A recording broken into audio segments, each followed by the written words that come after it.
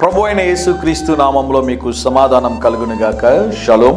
యెషయా గ్రంథము 9వ అధ్యాయము 2వ వచనము. చీకటిలో నడుచు జనులు గొప్ప వెలుగును చూచుచున్నారు.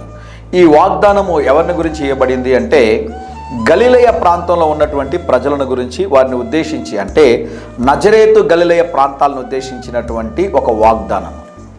ఈ వాగ్దానంలో ఎవరిని గురించి తెలియజేస్తుంది అంటే సాక్షాత్తు మన ప్రభు అయిన యేసుక్రీస్తు వారిని గురించి తెలియజేస్తుంది.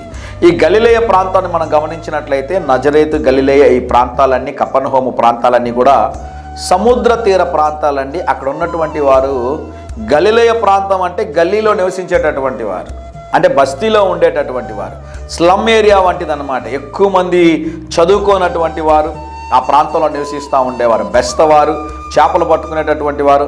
అయితే వాక్యం ఏం సెలవిస్తుంది అంటే అద్భుతమైన మాట ఇక్కడ ఉంటుంది, చూడండి ప్రియులారా. యోర్దాను అద్దరిని అన్యజనుల గలిలయ ప్రదేశమును మహిమ గలదానిగా చేయుచున్నాడు. దేవుడి నామానికి స్తోత్రం కలుగునుగా. యేసు ప్రభు బెత్లెహేములో పుట్టారు, నజరేతులో పెరిగారు. కానీ యేసు ప్రభు అనేక దినములు ఎక్కడ స్పెండ్ చేశారు, సమయాన్ని గడిపారు అంటే కపెర్నహూములో యేసు ప్రభు వారు అనేక దినాలు ఉన్నారు. అందుకని ఈ వాగ్దానం ఏం తెలియజేస్తుందంటే చీకటిలో ఉన్నటువంటి ప్రజలు గొప్ప వెలుగును చూచిరి.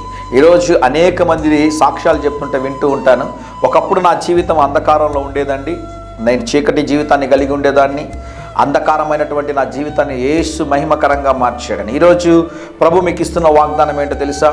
నీ జీవితము ఆశీర్వాదకరంగా లేకుంటే, నీ జీవితం దీవెనకరంగా లేకుంటే, నీ ముందున్నటువంటి సందర్భాలన్నీ కూడా చీకటిగా నీకు కనిపిస్తూ ఉంటే, యేసుని నీ హృదయంలోనికి అంగీకరించగలిగితే ఆ యేసు నీ చీకటిని తొలగించి నీ జీవితాన్ని వెలుగుమయంగా మార్చి నేను అనేకులకి వెలుగుగా చేస్తారు అని దేవుని సేవకుడుగా తెలియజేస్తున్నాను. ధైర్యంగా ఈ దినాన్ని ఎదుర్కోండి. దేవుని సన్నిధి మీకు తోడుగా వచ్చునుగాక. ప్రియ పరలోకపు తండ్రి, ఈ దినం మా ప్రియులు తలపెట్టే కార్యమంతటిని జయమును అనుగ్రహించమని యేసు నామములో ప్రార్థిస్తున్నాము తండ్రి. Amen, amen.